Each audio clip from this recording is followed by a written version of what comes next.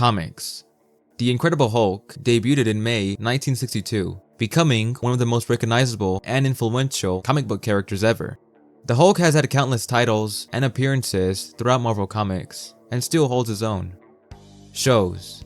Hulk has made numerous television appearances, beginning with the Marvel superheroes, the live-action Incredible Hulk series, the Incredible Hulk cartoon from 1982, the Incredible Hulk animated series from 1996, and Hulk and the Agents of Smash. By far, the character's most defining appearance goes to the live-action series from 1977, launching Hulk to A-list status. Movies. As with any popular character, more stories and interpretations are to be made, such as movie adaptations. Hulk has two notable big-screen outings.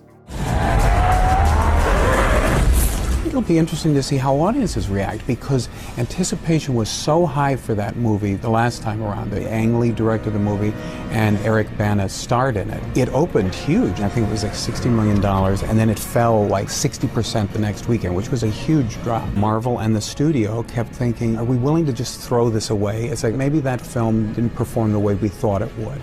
But I mean, it did very well in merchandising and, you know, on DVD and stuff. So there's an interest in it. And so it's like, all right, let's try it again. Let's try the visual effects. Let's try a different look and see what happens this time. Video games. Hulk has appeared in numerous video games since 1983. Although he's commonly in team-up games, the character has a few standalone titles. The most well-regarded is the Incredible Hulk Ultimate Destruction from Radical Entertainment. Merchandise. Hulk's unstoppable fury carries over to his licensing, as the character has had great success with merchandise worldwide. The biggest being the iconic Hulk hands that were originally released as a tie-in to the 2003 Hulk movie and have become a staple of the character ever since, inspiring copycats and similar toys for other characters and properties.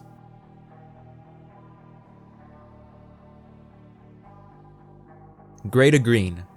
Originally, Hulk's skin was colored gray, as Stan Lee thought it helped make him appear ghoulish. However, the printer had difficulty keeping the color consistent, so by the next issue, Hulk's skin changed to green.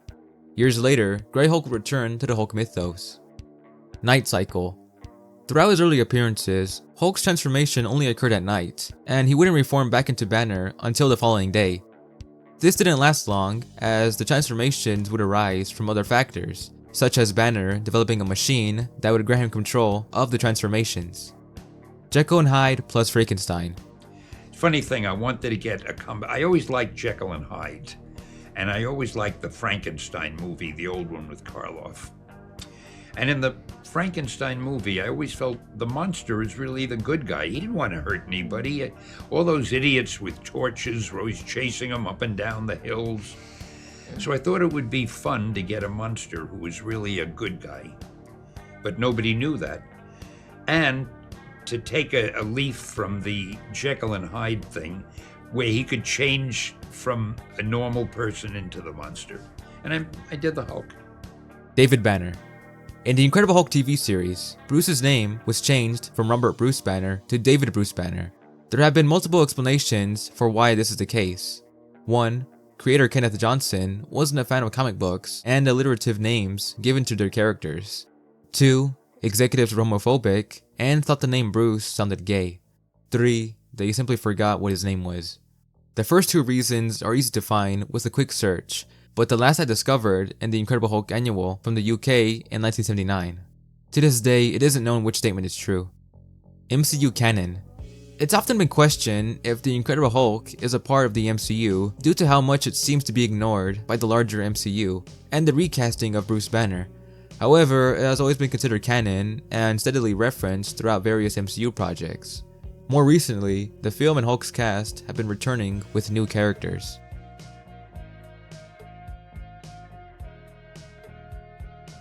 Child abuse. The true origin of the Hulk comes from the abuse Bruce suffered at the hands of his father throughout his childhood, leading to the creation of the Hulk personas way before the Gamma accident. DID.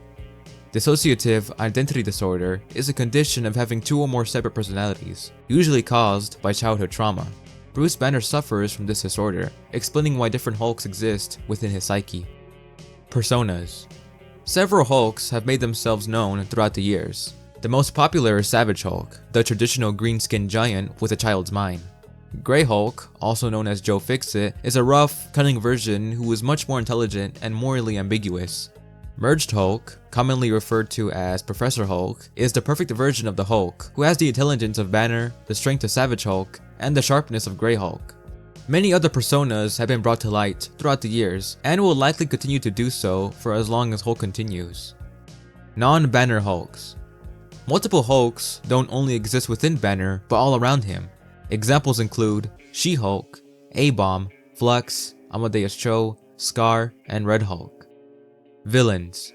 Most people can probably name 3 Hulk villains: Abomination, the Leader, and Absorbing Man. However, Hulk has an interesting rogues gallery that isn't utilized much outside the comics. A few unique villains are Half-Life, Mercy, Bybeast, and the UFOs. 6 issues. The Incredible Hulk series only lasted 6 issues before being cancelled due to declining sales. Hulk survived through guest appearances and Tales to Astonish before regaining his title with The Incredible Hulk 102. Bob Banner. Upon returning as a writer for The Incredible Hulk after a long absence, Stan Lee mistakenly referred to Bruce as Bob. Instead of backtracking, Stan officially declared the character's name as Robert Bruce Banner.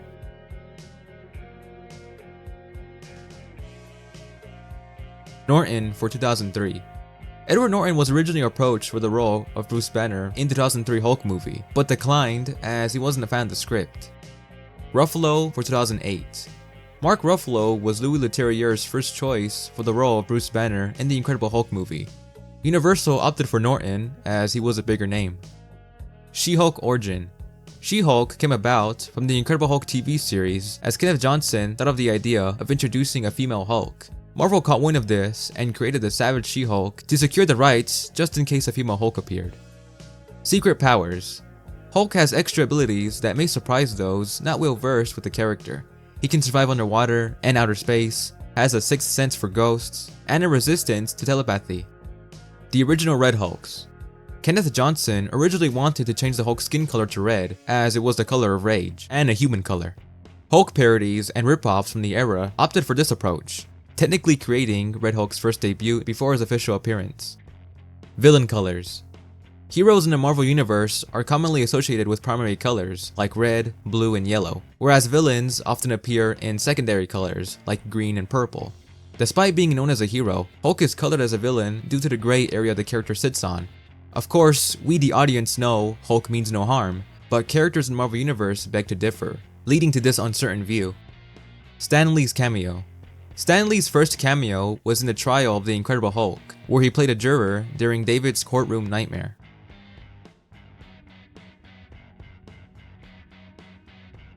Hulk mask. At one point, Bruce's transformation into the Hulk stopped at neck level, revealing his regular head. To cover it up, Bruce wore a lifelike Hulk mask. Unproduced films. Hulk's first theatrical film went through years of development hell with various pitches and scripts tossed around. The closest the Hulk film in the 90s got to being produced was the Jonathan Hensleigh Hulk film. Now, did you work on the Hulk?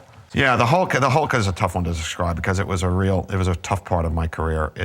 That was a Joe Johnston project. It was Mark Platt, who was the head of production then of Universal at the time. Mark was the head of production at TriStar and Sony when we did Jumanji. So when Mark moved over to Universal, he wanted to get the Hulk going, and he wanted to get it going with the Jumanji team, Joe Johnston and I. So Joe came on to direct the movie, and I came on to write it with sort of a loose attachment. The deal was for Joe and I to sort of bandy about ideas and come up with a plot line, and then if we liked it a lot, we'd go for it. Mm-hmm. And we'd sign pay and play deals, et cetera, et cetera. So Joe left to do something else. I can't remember what it was, but he left off on another project. Casey Silver then, who was then the president of production, I can't remember what the hierarchy was at the time. He had read what I was doing with the Hulk and very much liked it and asked me if I wanted to direct it. And so I came on as the director, and we went into pre-production. Casey then was fired, and the whole regime at Universal was tossed out, and a new regime came in, and they did not look favorably upon the old regime's projects, and it stalled. And I had another one of these executive shift nightmares. Right. It's kind of hard to deal with because it's so out of your control. It's, you know, 1 minute you're writing for one set of notes, and the next minute the whole regime's gone, and you know it seems like it happens more and more lately. But it is happening more and more, and I don't think it's not good for Hollywood, and there's nothing to be said. It's just a regrettable part of my career, and it's, you know, hopefully it won't happen again. Bill Bixby reads comics. Like Kenneth Johnson, Bill Bixby wasn't a fan of the source material. However, in the Incredible Hulk annual from the UK in 1979, Bixby claims to have read Hulk comics, stating, "I've read the Hulk comics. Of course I have. Who hasn't?" And he comes across with tremendous credibility, so I portray Dr. Banner none too differently, except I'm not quite so exotic in my language. Sam Elliott for the MCU. Sam Elliott wanted to reprise his role as General Ross in the Incredible Hulk movie, but as it was a reboot, Elliott was declined. She-Hulk movie. A She-Hulk movie starring Brigitte Nielsen almost happened, going as far as having promotional photos released of Nielsen in the titular role. It failed to attract investors, leading to its cancellation. Universal Studios Tour. Hulk became a part of the Universal Studios Tour in 1978, joining the Land of a Thousand Faces show as he terrorized the announcer before running off with the Bride of Frankenstein. In 1983, Hulk joined the Castle Dracula stage show, in which he came crashing the party, leading to a confrontation with the Count himself. What If? Hulk's appearances and stories throughout Marvel's What If series has brought us some interesting and unique outcomes, with a few later becoming a part of the main continuity. Such examples include what if Hulk had the brain of Bruce Banner, what if Rick Jones became the Hulk, what if Hulk had become a barbarian, and what if General Ross had become the Hulk.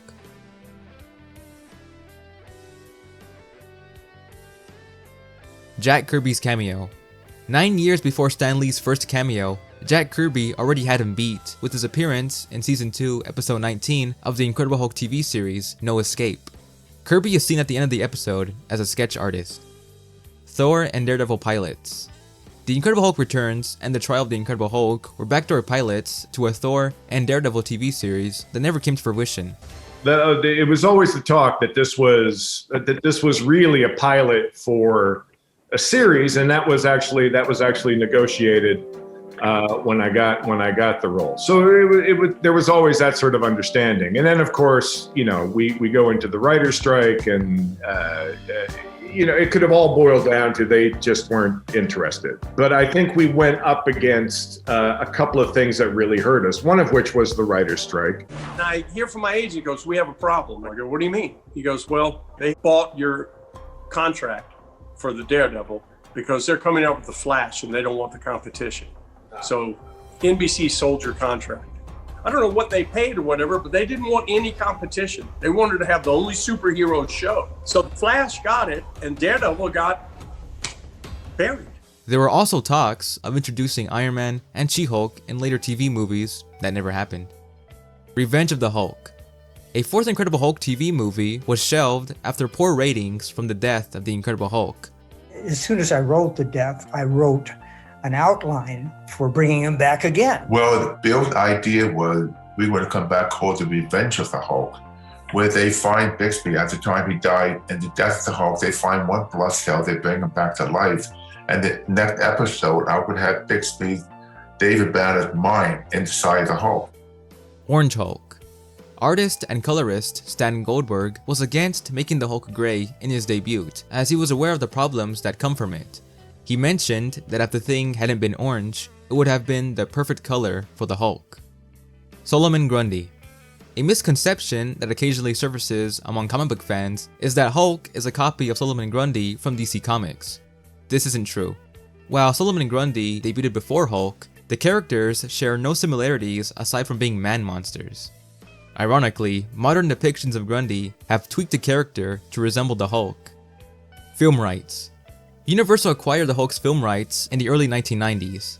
After releasing the first Hulk film in 2003, there was a deadline to begin production on another film by 2004. Failing to meet the deadline, the rights reverted to Marvel Studios in 2006. However, Marvel offered Universal a deal allowing the studio to distribute any Hulk project developed by Marvel. If Hulk appeared as a supporting character in other movies, then Universal was owed nothing. This has remained that way since, with little information on whether this has expired. Recently, the rights to the Incredible Hulk movie were given to Marvel Studios, but not the distribution rights of the character himself. Workprint.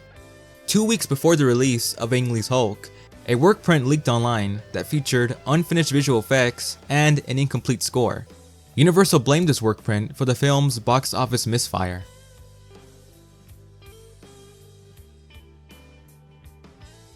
UPN vs. Hulk. The Incredible Hulk animated series from 1996 suffered a troubled production as it was a clash between the creators and the network on how the show should be presented. The production team pushed for a darker tone that accurately depicted the comics, whereas the UPN wanted more lightheartedness and fashion. By season 2, the network won and a new team was brought into the show. Rom. Jack Kirby created a concept for a Hulk-like character called Rom the Man Mountain. He almost pitched the idea to Carmine Infantino at DC Comics, but it's unsure why it never happened. The Heap. The Heap was a swamp monster that appeared in comics during the Golden Age era. Stan Lee was partly inspired by the character when writing the Hulk. Ang Lee's ceremony. On the first day of filming Hulk, Ang Lee staged a Chinese blessing ceremony on the soundstage for everyone to be well and successful after such a troubled development. Lost video game. A video game based on the Hulk was meant to be released for the Atari 2600 in autumn of 1983, but the video game crash from the same year stopped its release. She-Hulk TV pilot. In 1991, a She-Hulk TV pilot titled Metamorphosis was partially filmed on the Virgin Islands, with Bill Bixby returning to the role of David Banner. Mitzi Kapture and Gabriella Reese were on board as Jennifer Walters and She-Hulk respectively. The network didn't believe in Kapture carrying a TV series and actively tried to recast her while filming. After a drawn-out fight between the network and producers, New World lost patience and canceled the project. Hulk 2003 animated show. An animated series revolving around Bruce Banner's son was originally going to air sometime in 2003 to coincide with the live-action film, but was unknowingly scrapped. It's likely the film's underperformance led to it never coming to fruition. Grey Hulk 2003. In the 2003 Hulk movie game, you can unlock Grey Hulk by entering a secret code. The character has dialogue that correlates to the game's plot, making him more than just a cosmetic, but an actual character. As of now, the game is deemed canon to the film, making this version of Banner one of the few adaptations to have the Grey Hulk, aka Joe Fixit, persona. The End. The End was a Marvel one-shot series giving a conclusion to alternate versions of characters. Hulk The End follows a lonely Bruce Banner who has outlived every human on Earth after a nuclear war and now wanders throughout the destroyed planet, being forced to live through the Hulk. Startling Stories. Startling Stories was an imprint at Marvel in the early 2000s that looked at different, more mature versions of characters. Hulk had a miniseries titled Banner that followed a tormented Bruce Banner who's being hounded by Doc Samson and General Ross, all while leaving a devastating path of destruction. Del Toro's Hulk. In 2010, Guillermo del Toro expressed interest in developing a Hulk TV series, eventually writing a script alongside comic writer Jeff Loeb and sending it to ABC. Unfortunately, the series would never progress beyond that, as Marvel Entertainment kicked the newly established Marvel Cinematic Universe into high gear, replacing the Hulk series for Agents of S.H.I.E.L.D. TV series versus comics. Even during the 70s, comic book fans were displeased at adaptations diverging heavily from the source material. Such was the case for the Incredible Hulk TV series. There's not a lot of mention in Stan's soapboxes because I was looking to possibly excerpt something from there, and there aren't too many mentions, and one of the mentions is about how Stan's kind of apologizing about how Marvel's not the producer of the Hulk show, so when you see these differences, that's the reason why. And it's funny because I wonder if they were dealing with a bunch of fan letters, right? Fans usually are pretty vocal whenever something is changed about their characters across media. And so I wonder if this is the early version of that. Richard Kiel. Finding the actor to play the Hulk was a challenge because he needed to be big. We talked to Arnold Schwarzenegger, who couldn't do it because he was doing Conan or something at the time. The hell with you. So we ended up casting a fellow named Richard Kiel, who was Jaws in the Bond movie. Dick is a wonderful actor, 7'4", I mean seriously tall. And we actually shot about a week of film with Dick. He didn't have the persona that we needed. We really missed that big muscle man feel. The Hulk kind of be like the comic book version, big, huge muscle. The hell with you. So Keel was replaced by the muscular Lou Ferrigno, and the rest is television history. Newspaper strip. During the run of the TV series, a syndicated newspaper strip was created by Stan Lee and his brother Larry Lieber.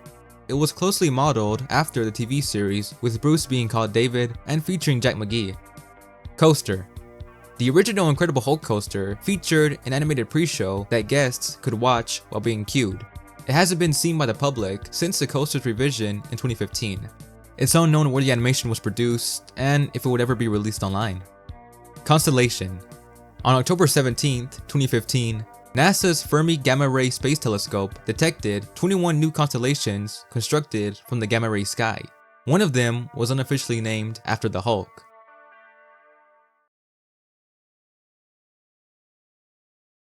Mountain Dew behind the scenes. Mountain Dew featured a behind the scenes video of its Hulk ad on its website that has unfortunately become lost with time.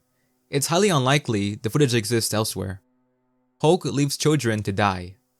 In issue 222 of The Incredible Hulk, Bruce finds himself in a cave with 2 children being cared for by the little brother Billy, a giant monster, leading to an altercation with the Hulk. After defeating Billy and trapping him within the cave, Hulk flees, leaving the 2 children to fend for themselves. A Very Personal Hell. Issue 23 of the Hulk magazine features a story titled A Very Personal Hell that follows Banner in New York City, where he finds himself in terrible, real-world situations. A well-known moment involves Banner almost getting raped in a shower at the YMCA. Cannibal Hulk. Cannibal Hulk is a collaborative EP by Ill Bill and Stu Bangas that revolves around the story of a dangerous strain of LSD transforming people into cannibalistic monsters with superhuman strength. Thanksgiving. In 1984, Barry Wisner Smith penned an origin for the Hulk titled Thanksgiving that looked into Bruce Banner's childhood, discovering that Hulk came to fruition through the abuse Banner suffered at the hands of his father. Hulk writer Bill Mantlo caught wind of the idea and took inspiration to use for the Incredible Hulk 312. Some argue that Mantlo outright stole the idea, while others say he was simply making a callback to it, with the thought that it would have been published when his Hulk issue was released. Smith was upset and decided to finish the story elsewhere with different characters. 35 years later, Monsters would finally be released. Hulks before Hulk. The name Hulk had been previously given to other characters in the Marvel Universe 2 years before the Incredible Hulk's debut. In issue 25 of Strange Tales, a scientist builds a giant robot known as the Mighty Hulk. In issue 62 of Journey to Mystery, an alien named Hulk crash lands on Earth and is found by a man who is granted powers for his gratitude. In later reprints of the previous stories, the characters' names were changed to Gradoton and Zemu. Hulk the Manga. Hulk the Manga is a Japanese reimagining of the Hulk story, originally published in Japan in 1970 and 1971 issues of Weekly Bakura magazine. The stories failed to gain momentum and fell into obscurity, with no reprints ever being produced and very little known about the series. Hulk Critical Mass. The original working title for The Incredible Hulk Ultimate Destruction was The Incredible Hulk Critical Mass. A game collector found an early copy of this rendition, but the game's contents haven't been accessed as of now. The first Ultimate Hulk. In the original Ultimate Universe, the Hulk we're all familiar with was technically not the first Hulk, at least by name, as there was a character named Tyrone Cash who took a perfected version of the Super Soldier Serum from Banner and became a superhuman. College Mascot. The Incredible Hulk had great success with college-age readers, so much so that Jack Kirby recounts a time he received a fan letter notifying him that Hulk had been chosen as a dormitory mascot. Golem. The Hulk has been compared to a golem from Jewish folklore, a powerful entity who is an extremely unpredictable protector. These similarities were delved into in The Incredible Hulk 133 and 134, in which Hulk finds himself in a fictional Eastern European country that is overrun by an army resembling the Nazis. Hulk meets a child named Rachel, the daughter of a man in charge of an underground resistance. Rachel mistakes Hulk for a golem and proclaims him to be their savior, leading Hulk to defeat the dictator. Nobody Loves the Hulk. Nobody Loves the Hulk is an album consisting of the songs Nobody Loves the Hulk and Better Things, written by Rosalind Rogoff and performed by the Traits. It was advertised in Marvel Comics and sold through mail order. Hulk Gamma Corps.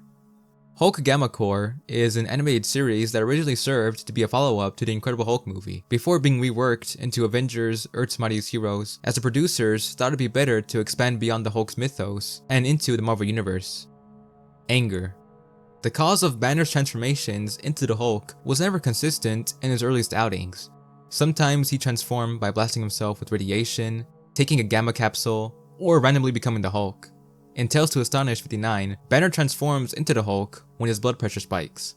This moment is touched upon in the following issue, but it wouldn't be until Tales to Astonish 80 in which Banner transforms into the Hulk out of anger. Thus, this would become the standard for the character moving forward.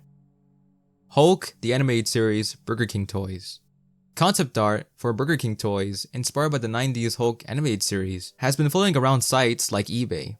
I can't find information as to why this was scrapped, or what region it would have been released. Original Hulk #1 art.